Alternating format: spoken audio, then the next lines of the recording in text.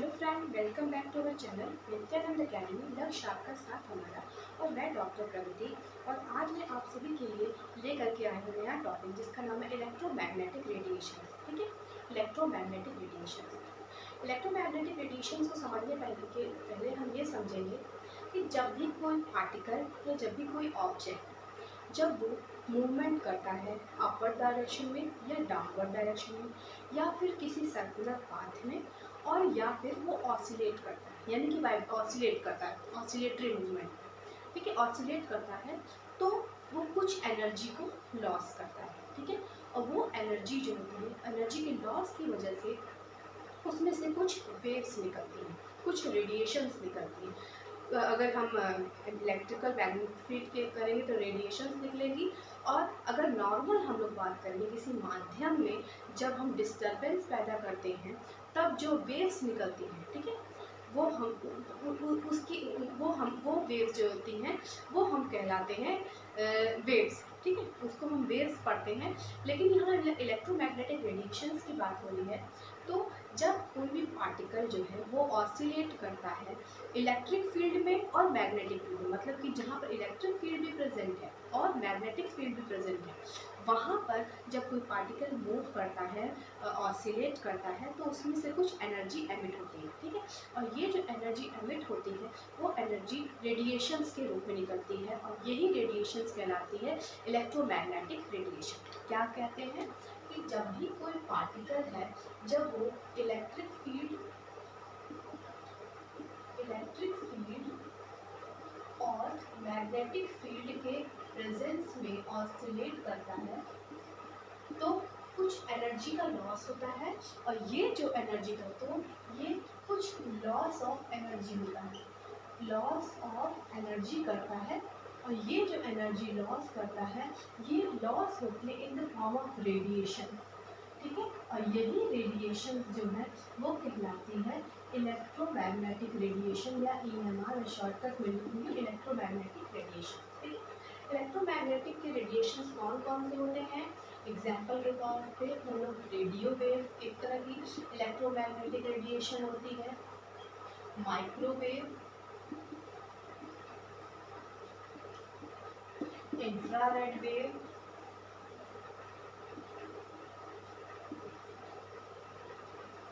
Ultraviolet wave, cosmic wave and gamma. ये सब जो होती है ये सब एग्जाम्पल है इलेक्ट्रोमैग्नेटिक रेडिएशन। ठीक है, अब इसको हमने इस तरह से समझेंगे कि जैसे कि एक पानी है, बिल्कुल नॉर्मल एक पानी है, ठहरा हुआ पानी है किसी तालाब का, उसमें हमने कोई पत्थर को फेंका। ठीक है, पत्थर को फेंकने की वजह से उसके अंदर हमने डिस्टर्बेंस पैदा कर दिया। एकदम शांति से पानी है, उसमें हमने पत्थर फेंका तो उसमें डिस्टर्बेंस पैदा हो गया, और उस डिस्टर्बेंस की वजह से उसमें वेव निकली, वेव बनने लगी जो कि सेंटर से उस तालाब के किनारे तक पहुँचती है। और किनारे तक पहुंचने के बाद वो धीरे धीरे दिखाई देना बंद हो जाती है, उसकी एनर्जी लॉस होने लगती है, वो खत्म हो जाती है। ठीक, तो ये तो बात हो गई नॉर्मल तरंगों की, नॉर्मल वेव्स की। और इलेक्ट्रोमैग्नेटिक वेव के बारे में क्या कहा हमने कि जब भी कोई पार्टिकल इलेक्ट्रिक फील्ड और मैग्नेटिक फील्ड के प्रेजेंस में ऑसिलेट करता है तो उसमें से एनर्जी का लॉस होता है, और ये एनर्जी जो है रेडिएशंस के रूप में निकलती है, तो ये हम बोलते हैं इलेक्ट्रोमैग्नेटिक रेडिएशन। इलेक्ट्रोमैग्नेटिक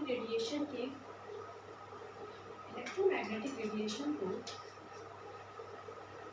इसमें there is no need of any medium, इसमें माध्यम की जरूरत नहीं होती। इलेक्ट्रोमैग्नेटिक रेडिएशन के मूवमेंट के लिए माध्यम की जरूरत नहीं होती है। ठीक है, जबकि और किसी भी वेव्स के मूवमेंट के लिए, चाहे वो मतलब वाटर में हो, चाहे वो हवा की तरंगे हो, सब में एक मीडियम होता है। लेकिन इलेक्ट्रोमैग्नेटिक रेडिएशंस में कोई मीडियम की ज़रूरत नहीं होती है। ठीक है, अब हम सब कुछ प्रॉपर्टीज़ पढ़ेंगे इलेक्ट्रोमैग्नेटिक रेडिएशन की, क्या क्या प्रॉपर्टीज़ होती हैं इसे हम पढ़ेंगे।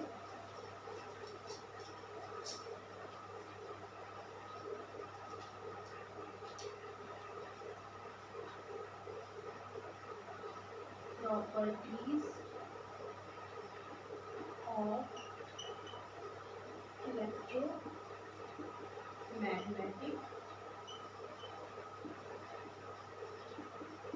रेडिएशन।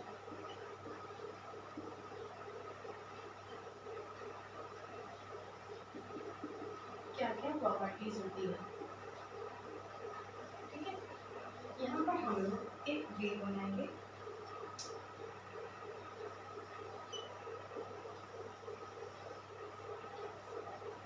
इसमें जो अपर पार्ट है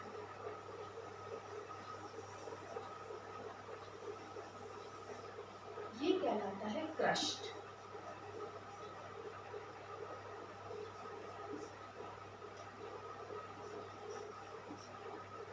और ये नीचे वाला पार्ट कहलाता है ट्रफ।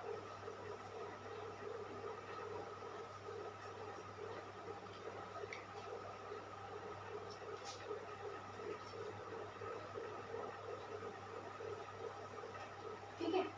अब दो क्रस्ट की या दो ट्रफ के बीच की जो डिस्टेंस होती है वो कहलाती है wavelength. Distance between two crust और टू ट्रफ जो होती है, यहाँ से यहाँ तक की डिस्टेंस जो होती है वो कहलाती है वेवलेंथ। ठीक है।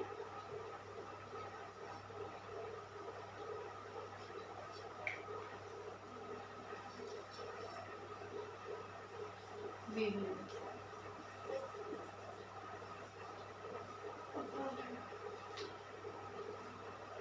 वेवलेंथ जो होती है इसे लैम्डा से डिनोट करते हैं, और ये क्या होती है, डिस्टेंस बिटवीन टू क्रस्ट और टू ट्रफ। इसे हम मीटर में, सेंटीमीटर में इसको यूनिट होती है, इसकी यूनिट क्या होती है, सेंटीमीटर। और यदि बहुत ही स्मॉल इसकी वेवलेंथ है तो वो हम आर्मस्ट्रॉन्ग में इसे डिनोट करते हैं, जो कि 1 एंगस्ट्रॉन जो होता है वो होता है 10⁻⁻8 सेंटीमीटर के बराबर या 10⁻⁻10 मीटर के बराबर। ठीक है, ये हमने पढ़ा वेवलेंथ के बारे में। अब हम लोग जानेंगे नेक्स्ट क्या है, फ्रीक्वेंसी।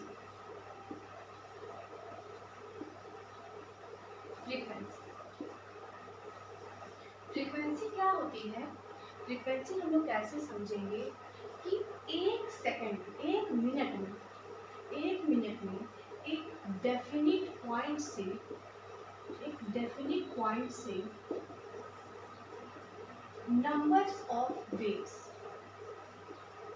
कितने नंबर्स ऑफ वेव्स पास होते हैं वो कहलाती है फ्रीक्वेंसी। ठीक है, मतलब कि number of wave passing through one definite point in a minute, ठीक है, वो कहलाती है फ्रीक्वेंसी। ठीक है, तो फ्रीक्वेंसी की यूनिट क्या होती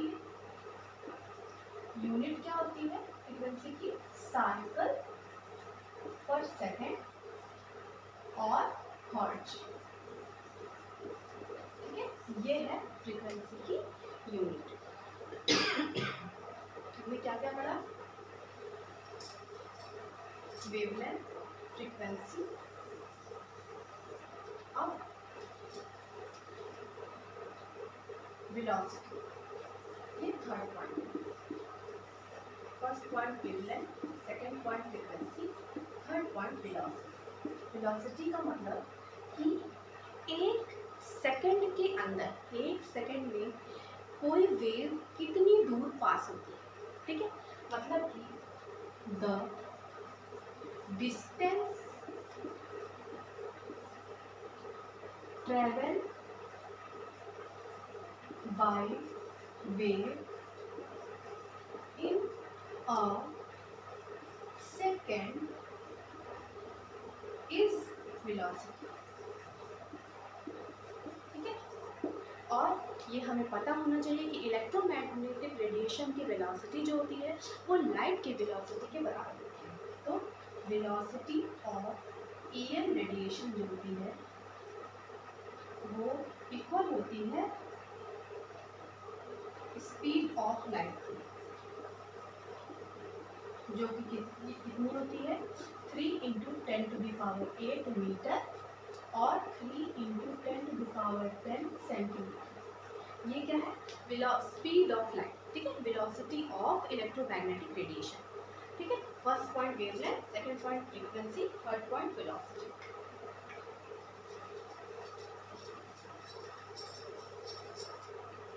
फोर्थ पॉइंट है वेवलेंथ।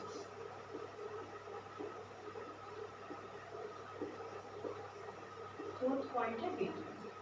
वेव नंबर क्या होता है जस्ट रेसिप्रोकल ऑफ वेवलेंथ, ठीक है, मतलब कि वेवलेंथ का उल्टा reciprocal of wavelength is called wave number, ठीक है। रेसिप्रोकल ऑफ वेवलेंथ होता है वेव नंबर, जिसे कि हम न्यू बार से डिनोट करते हैं। न्यू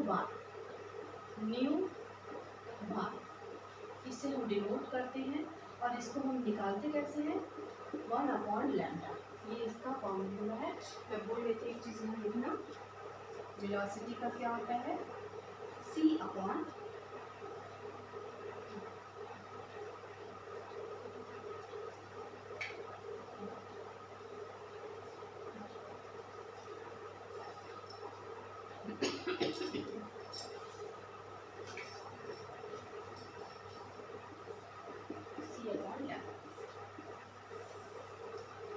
ये पॉइंट हम छूट गया था और ये है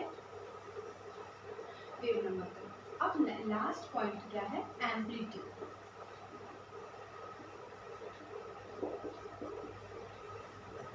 एम्पलीट्यूड क्या होता है, एम्पलीट्यूड मैंने यहाँ जो डायग्राम ड्रॉ किया था, क्या ड्रॉ किया था, जितनी ऊंचाई क्रस्ट की है,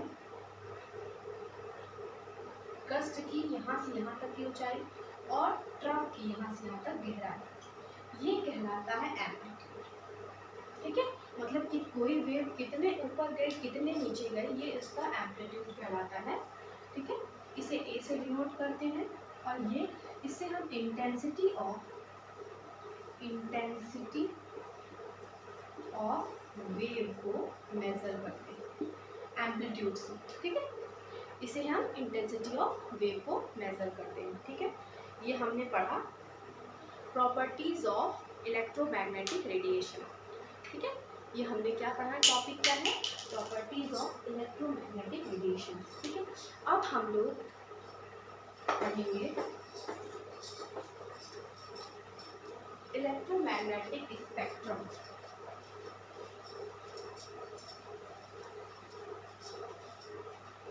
इलेक्ट्रोमैग्नेटिक स्पेक्ट्रम एक बड़ा टॉपिक है, आज मैं उस टॉपिक को स्टार्ट कर देती हूँ।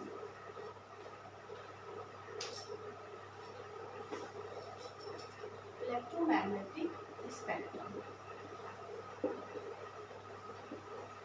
इलेक्ट्रोमैग्नेटिक स्पेक्ट्रम क्या होता है, इसको सिंपली समझेंगे ऑर्डरिंग ऑफ, मतलब कि हम ऑर्डर बनाएंगे different type of electromagnetic radiations की, ठीक है, इन अ डेफिनिट मैनर, ठीक है। मतलब कि ऑर्डरिंग ऑफ, ऑर्डर बनाना हो, ऑर्डरिंग ऑफ या फिर making an arrangement of, ordering of different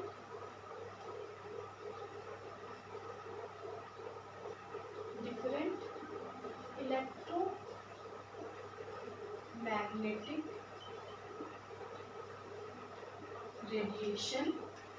radiations in according to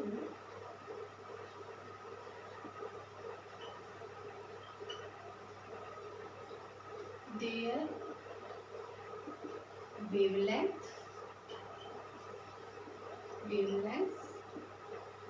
और frequencies, ठीक है। मतलब कि डिफरेंट टाइप के इलेक्ट्रोमैग्नेटिक रेडिएशंस को उसकी वेवलेंथ या फ्रीक्वेंसी के हिसाब से उन्हें ऑर्डर में रखते हैं, इसे हम कहते हैं इलेक्ट्रोमैग्नेटिक स्पेक्ट्रम, ठीक है। अब इलेक्ट्रोमैग्नेटिक स्पेक्ट्रम को हम किस तरह से ऑर्डर बनाते हैं, एक तरफ हम यहाँ पर हम ऑर्डर अरेंजमेंट बताते कैसे करते हैं। एक तरफ होता है लो वेवलेंथ, लो वेलोसिटी, जो कि स्टार्ट होता है 3 इंटू 10⁻⁷ से 3 इंटू 10⁻27 मीटर सेंटीमीटर। ये यहाँ से लेकर के यहाँ तक की वेलोसिटी को हम लेते हैं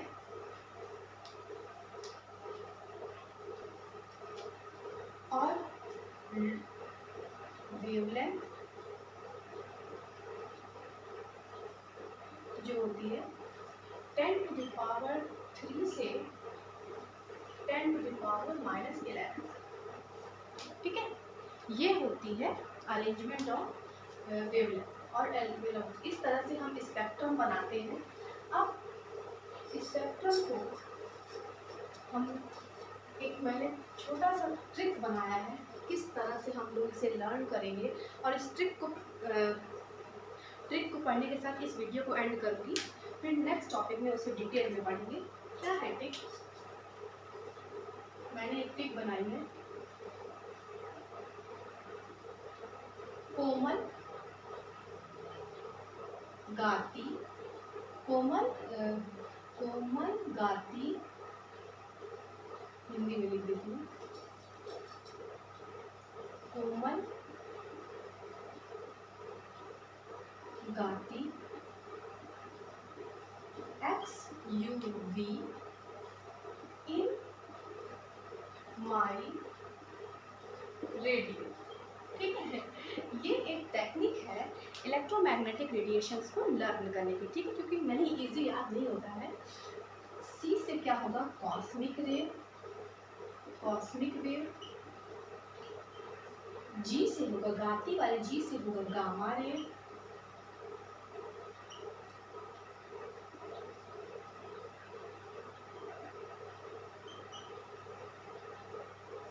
एक्स से एक्स रेज, यूवी से अल्ट्रावायलेट रेज, इन से इंफ्रारेड रेज,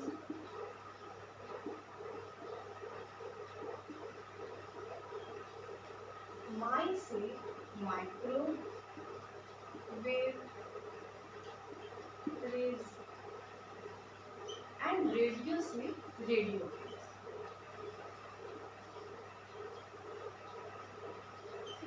ये एक बहुत ही सिंपल तरीका है इलेक्ट्रोमैग्नेटिक रेडिएशंस के स्पेक्ट्रम को हम लोग कैसे याद करेंगे। ठीक है, आई थिंक ये टेक्निक आपको काफ़ी इजी लगी होगी, और इसी टेक्निक के साथ मैं आप सबसे विदा लेती हूँ। और नेक्स्ट टॉपिक में हम लोग इसी इलेक्ट्रोमैग्नेटिक रेडिएशंस को कंटिन्यू करेंगे। तो keep watching our channel Nityanand Academy. लक्ष्य आपका साथ हमारा।